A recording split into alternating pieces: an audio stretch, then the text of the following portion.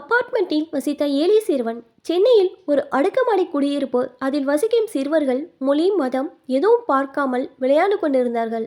ஆனால் அதில் ஒரு சிறுவன் மட்டும் தனியாக ஒதுங்கி நின்று அவர்களை வேடிக்கை பார்த்து கொண்டிருந்தான். அதை பார்த்த ஒரு பெரியவர் அந்த பையனின் அருகில் வந்து மனவேதனையோடு, ஏண்டா தம்பி, தினமும் உன்னை கவனித்து கொண்டுதான் வருகிறேன். இத்தனை பேர் விளையாண்டுகிட்டு இருக்கிறாங்களே, நீ மட்டும் ஏன் அவங்களோட சேர்ந்து விளையாடாமல் ஒதுங்கியே நிற்கிறாயே என்று கேட்கவும், அவன் அவரை பார்த்து பயந்து பின்னே சென்றான். ஏண்டா என்னை பார்த்து இப்படி பயப்படுற, கிட்ட வாடா, உன் பேர் என்ன என்றார் அந்த பெரியவர். அவன் சற்றே தயங்கி, என் பேர் பிச்சமணி என்றான். பிச்சமணி என்ற பெயரை கேட்கவும் அங்கு நின்று கொண்டிருந்த சிறுவர்கள் சிரிக்க ஆரம்பித்தார்கள்.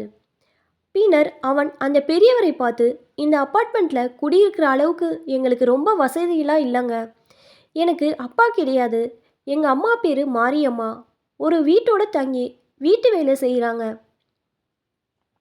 எங்கள் முதலாளி அம்மா பேர் லட்சுமி. அவங்க எங்களுக்கு இருக்க இடம் கொடுத்து என்னை படிக்கவும் வச்சுக்கிட்டு இருக்கிறாங்க. எங்கள் அம்மா எப்போவுமே, டே பிச்சமணி, இங்கே உள்ள பசங்க இங்கிலீஷில் பேசுவாங்க, ஆனால் உன்னால் பேச முடியாது. நீ சாதாரண கவர்மெண்ட் ஸ்கூலில் தமிழ் மீடியத்தில் படிக்கிற, அதனால் ஒதுங்கி நின்று வேடிக்கை மட்டும் பாருன்னு சொல்லுவாங்க என்றான். அதை கேட்ட பெரியவருக்கு மனது மிகவும் கஷ்டமானது. உடனே அவர் அங்கே விளையாண்டு கொண்டிருந்த பிள்ளைங்களிடம், ஏப்பா, இத்தனை பேர் விளையாடுறீங்களே, அந்த பையன் தனியாக தான் நின்றுக்கிட்டு இருக்கிறான், அவனையும் கூப்பிட்டு விளையாட்டை சேர்த்துக்கலாம்ல அப்படின்னு சொன்னார்.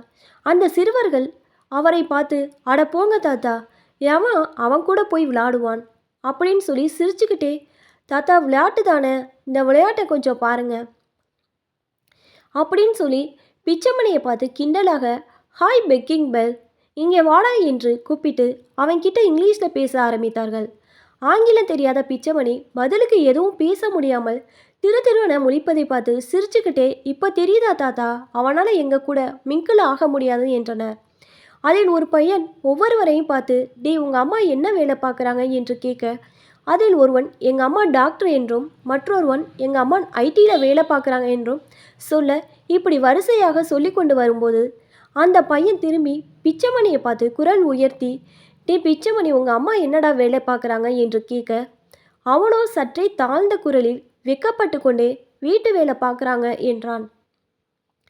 இப்போ அச்சிறுவர்களில் ஒருவன் தாத்தாவை பார்த்து, இப்போ தெரிஞ்சுக்கோங்க தாத்தா, எங்கள் வேவ்லென்த்தே வேற அப்படின்னு சொல்லவே, பிச்சமணி அழுத கண்களோடு தனது அம்மா மாரியம்மாவை பார்க்க வெக்கத்துடன் ஓடிப்போனான். அவன் ஓடினார் போல வருஷங்களும் வேகமாக ஓடிக்கொண்டிருந்தது. அவன் 10வது பரீட்சையும் எழுதிவிட்டான். இன்னொன்று, அவனோட அம்மா அந்த வீட்டில் தான் தங்கி வேலை செஞ்சு அதில் வரும் வருமானத்தில் தான் அவனை படிக்க வைத்து கொண்டு இருந்தார்கள். அவனும் 10வது பரீட்சை எழுதிவிட்டான். ஒரு நாள் பார்த்தா அந்த அப்பார்ட்மெண்ட்டில் நிறைய பத்திரிகைக்காரங்களும் மீடியாக்காரங்களும் வந்து குவிந்தார்கள். இது அங்கு வசிப்பவர்களுக்கு ஒரே ஆச்சரியமாக இருந்தது. என்னவாக இருக்கும் என்று தெரியாமல் அவர்களுக்குள்ளே விவாதித்து கொண்டு காத்திருந்தார்கள். நம் பிச்சமணி 10ஆம் வகுப்பு தேர்வில் மாநிலத்திலே முதலிடத்தில் தேர்ச்சி பெற்றது அறிந்து எல்லோரும் ஆச்சரியத்தில் மூழ்கினர். அவனுக்கு பாராட்டு மழையும் பரிசு பொருட்களும் குவிய ஆரம்பித்தது. அவனை எல்லா தொலைக்காட்சி அலைவரிசைகளிலிருந்தும் வந்து வீடியோ எடுக்க ஆரம்பித்தனர். அந்த அப்பார்ட்மெண்ட்டை அவனை பார்த்து மகிழ்ச்சியில் ஆர்ப்பரித்தது. தம்பி, உங்கள் அம்மாவுக்கு இனிப்பு ஊட்டு, புகைப்படம் எடுக்கணும்னு சொன்ன மீடியாக்காரர்களிடம் கொஞ்சம் இருங்கன்னு சொல்லி ஓடி போய் அங்கே நின்று கொண்டிருந்த முதலாளி லட்சுமி அம்மாவை பக்கத்தில் அழைத்து அவங்க வாயில் இனிப்பு ஊட்டி, இதை புகைப்படமாக எடுத்து பத்திரிகையிலும் டிவி சேனலும் போடுங்க சார். இவங்க இல்லைன்னா நான் இன்னைக்கு இந்த அளவுக்கு படித்து இவ்வளோ மார்க் வாங்கியிருக்க மாட்டேன்.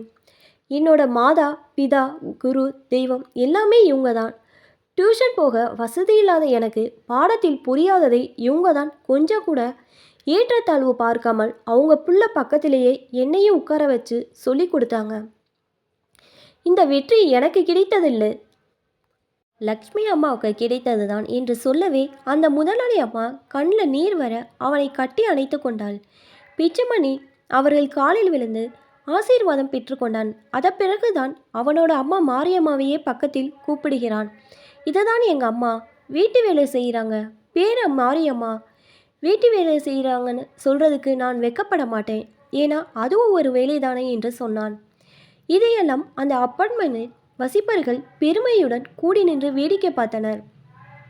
தம்பி உன் ஃபேமிலி போட்டோ கேட்க பத்திரிக்கைக்காரங்க கிட்ட இந்த அப்பார்ட்மெண்ட்டில் இருக்கிறவங்க தான் என் ஃபேமிலி அப்படின்னு சொல்லிட்டு முன்பு அவனை செய்தார்களே அந்த பசங்களை கூப்பிட்டு இவங்க தான் என்னோட சகோதர சகோதரிங்க அப்படின்னு சொல்லி எல்லாரையும் கூட நிற்க வைத்து குரூப் ஃபோட்டோ எடுத்துக்கொண்டான்.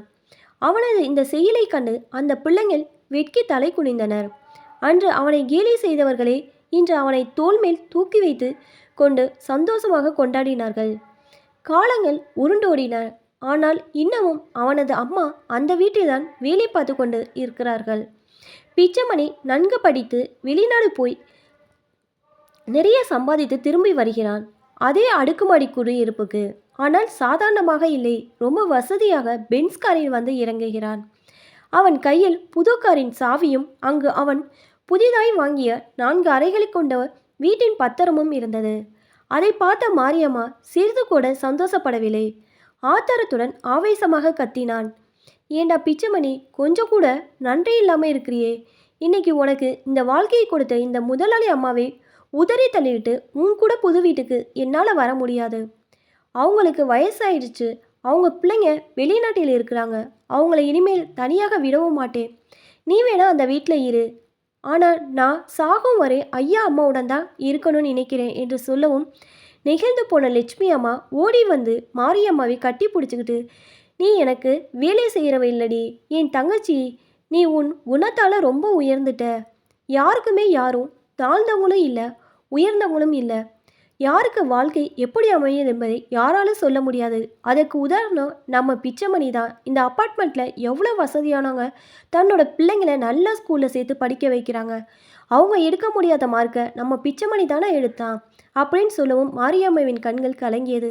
இதெல்லாம் கேட்டு இருந்த பிச்சைமணி அவர்களை பார்த்து, அம்மா இப்போ கேட்டுக்கோங்க, என்னை பற்றி நீங்கள் என்ன நினச்சிங்க? ஏறிய ஏனியை எட்டி உதைக்க அளவுக்கு மோசமானவன் இல்லை உங்கள் பிச்சைமணி. இந்த புது வீடும் இந்த புது காரும் உங்களுக்கு குரு தட்சணையாக நான் வாங்கியது தான் என்று கூறி முதலாளி லட்சுமி அம்மாவிடம் கையில் கொடுத்து, நாம் எல்லாரும் சீக்கிரமாகவே புது வீட்டுக்கு குடி போயிடுவோம் என்று கூறி காலில் விழுந்து ஆசீர்வாதம் வாங்கினான் பிச்சைமணி.